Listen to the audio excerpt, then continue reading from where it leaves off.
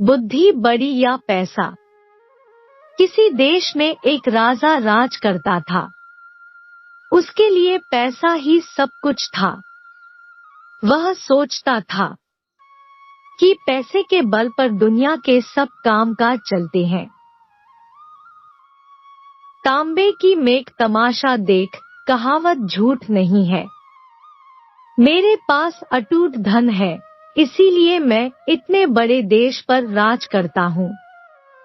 लोग मेरे सामने हाथ जोड़े खड़े रहते हैं। चाहूं तो अभी रुपयों की सड़क तैयार करा दूं। आसमान में सिर उठाए खड़े इन पहाड़ों को खुदवा कर फिकवा दूं। पैसे के बूते पर मेरे पास एक जबरदस्त फौज है। उसके द्वारा किसी भी देश को क्षण भर में कुचल सकता हूँ। वह सबसे यही कहता था कि इस संसार में धर्म, कर्म, स्त्री, पुत्र, मित्रसखा सब पैसा ही है। राजा सिर से पैर तक पैसे के मद में डूबा था, परंतु उसकी रानी बड़ी बदविमती थी। वह पैसे को तुच्छ और बुद्धि को श्रेष्ठ समझती थी। रानी की चतुराई के कारण राज का सब कामकाज ठीक रीति से चलता था। उसका कहना था कि दुनिया पैसे के बूते उतनी नहीं चलती जितनी बुद्धि के बूते पर। लेकिन राजा के सामने साफ बात कहने में संकोच करती थी। एक दिन राजा ने पूछा, रानी सच कहो, दुनिया में बुद्धि बड़ी या पैसा? रानी बड़े असमंजस में पड़ी। सोचने लगी, सत्य का मुख रूखा होता है। राजा के मन में जो पैसे का मूल्य बसा था, उसे वह अच्छी तरह जानती थी। कुछ उत्तर तो देना ही था। वह बोली, महाराज, यदि आप सच पूछते हैं तो मैं बुद्धि को बड़ा समझती हूँ। बुद्धि से ही पैसा आता है और बुद्धि से ही सब काम चलते हैं। बुद्धि न हो तो सब खजाने यूं ही लुट जाते हैं, राजपाट चौपट हो जाते हैं। पैसे की इस प्रकार निंदा सुनकर राजा को बहुत गुस्सा आया।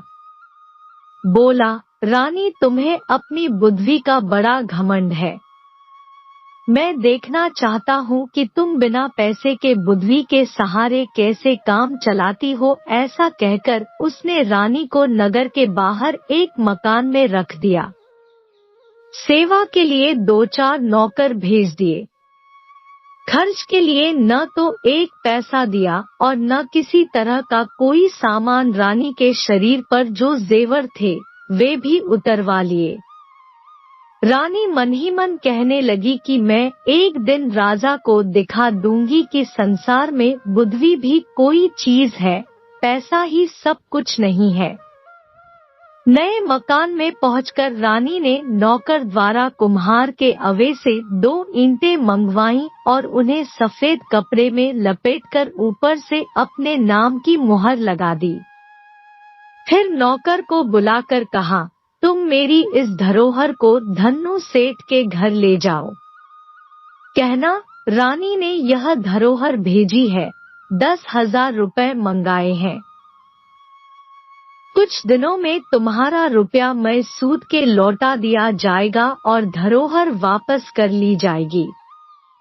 नौकर सेठ के यहाँ पहुंचा।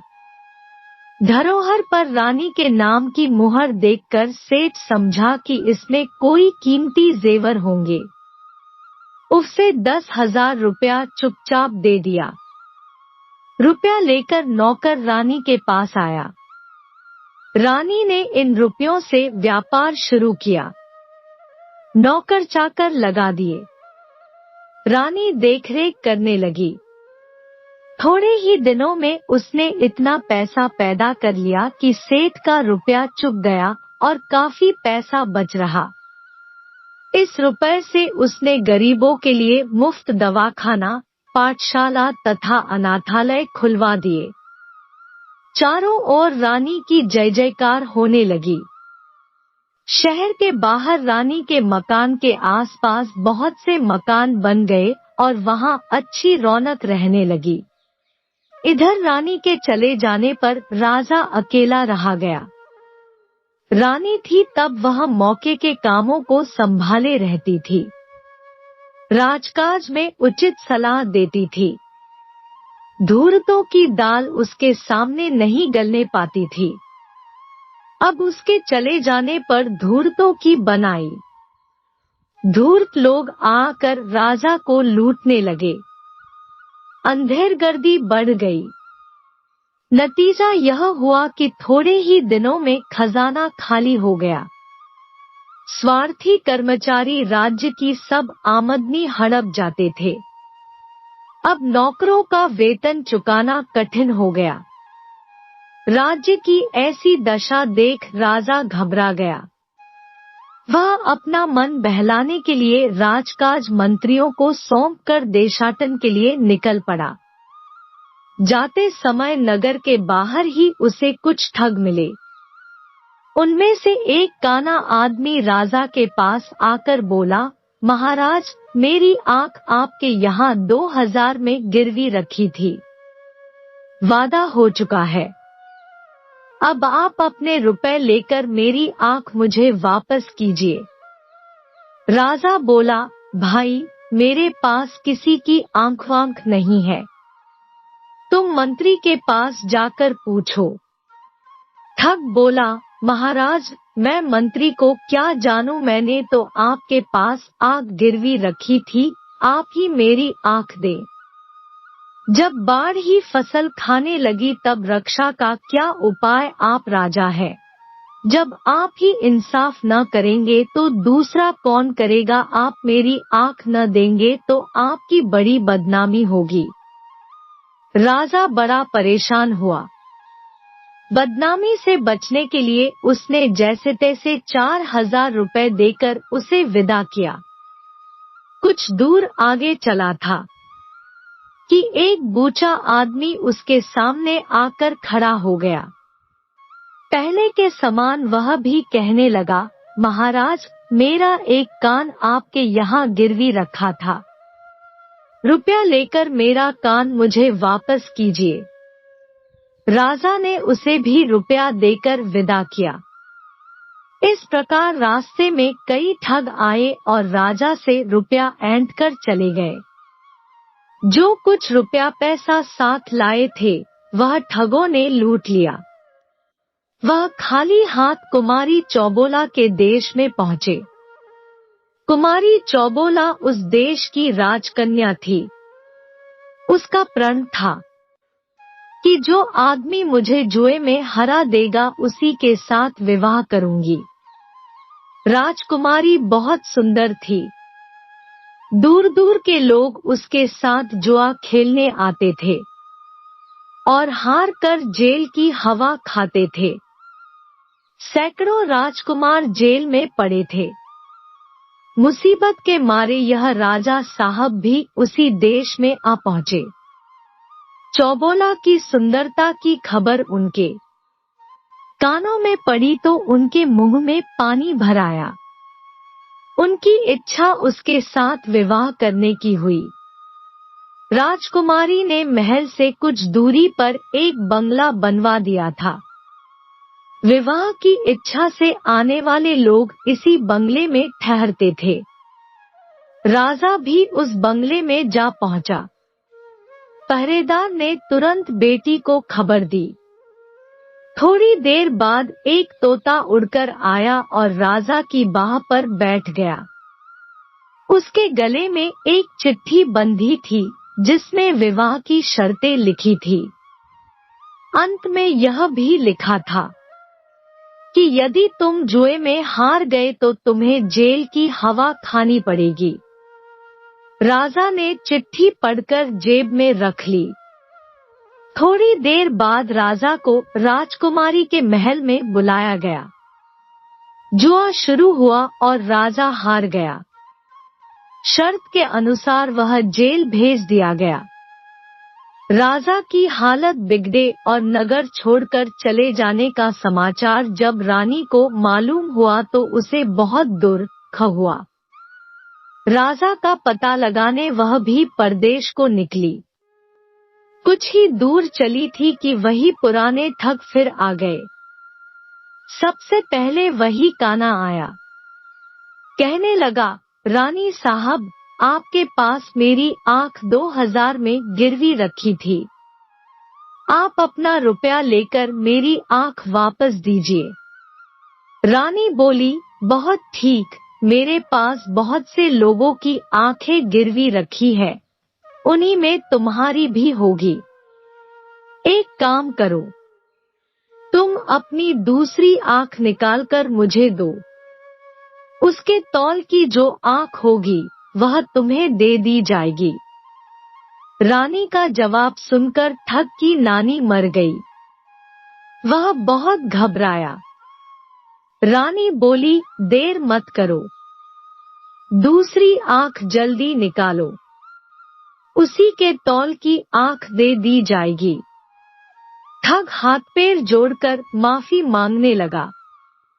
बोला, सरकार, मुझे आंखवाम कुछ नहीं चाहिए, मुझे जाने की आज्ञा दीजिए। रानी बोली, नहीं, मैं किसी की धरोहर आपने पास रखना उचित नहीं समझती। तुम जल्दी अपन आंख निकालकर मुझे दो, नहीं तो सिपाहियों से कहकर निकलवा लूंगी। अंत में ठग ने विनती करके 4000 रुपया देकर अपनी जान बचाई। यही हाल बूचे का हुआ। जब उसने देखा कि रानी का नौकर दूसरा कान काटने ही वाला है, तो उसने भी 4000 रुपया देकर रानी से अपना पिंड छुड़ाया। ठगों से निपटकर रानी आगे बढ़ी और पता लगाते लगाते कुमारी चौबाला के देश में जा पहुंची। राजा के जेल जाने का समाचार सुनकर उसे दुख हुआ।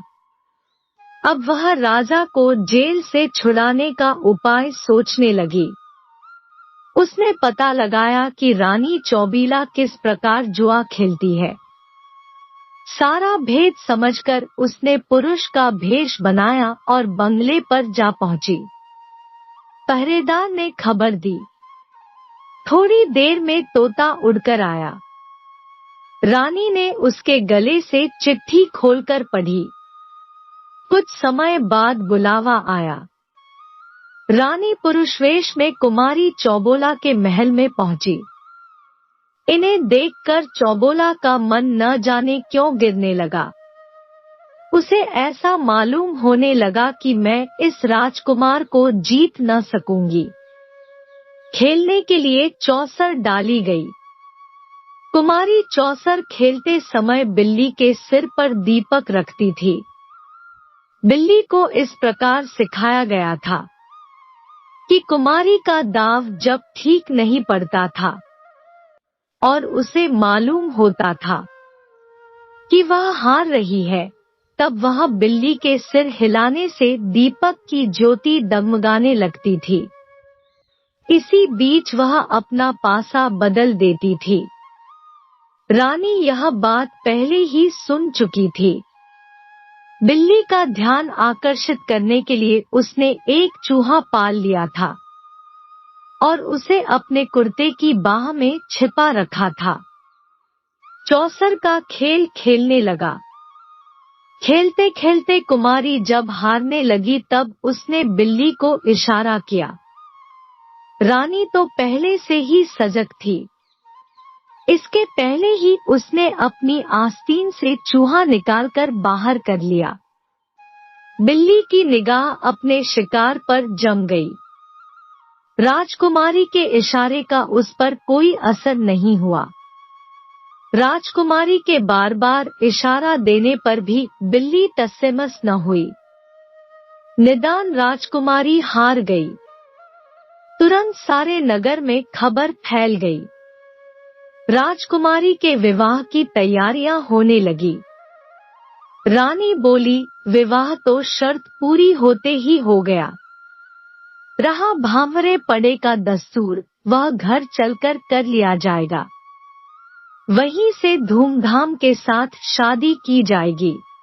चौबोला राजी हो गई।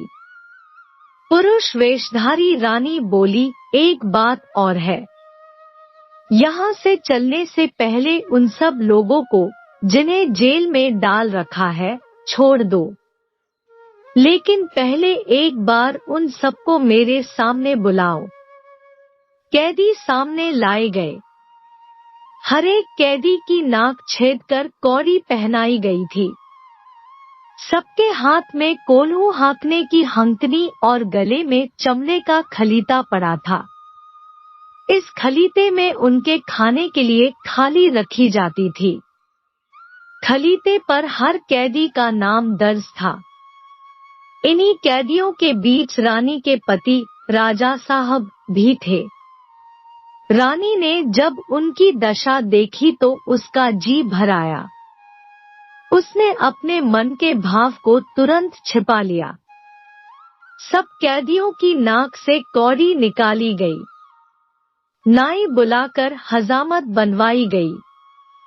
अच्छे कपड़े पहनाकर उत्तम भोजन करा के उनको छुट्टी दे दी गई। राजा ने राजकुमार की जय बोलकर सीधी घर की राह पकड़ी। दूसरे दिन सवेरे रानी राजकुमारी चौबोला को विदा कराकर हाथी घोड़े, दास दासी और धन दहेज के साथ अपने नगर को चली। रानी पुरुषवेश में घोड़े पर बैठी आगे आगे चल रही थी। पीछे पीछे चौबोला की पालकी चल रही थी। कुछ दिन में वह अपने नगर में आ पहुंची और नगर के बाहर अपने बंगले में ठहर गई। राजा जब लौटकर अपने नगर में आए तो देखते क्या है कि रानी के मकान के पास औषधालय, पाठशाला, अनाथालय आदि कई इमारतें बनी हैं।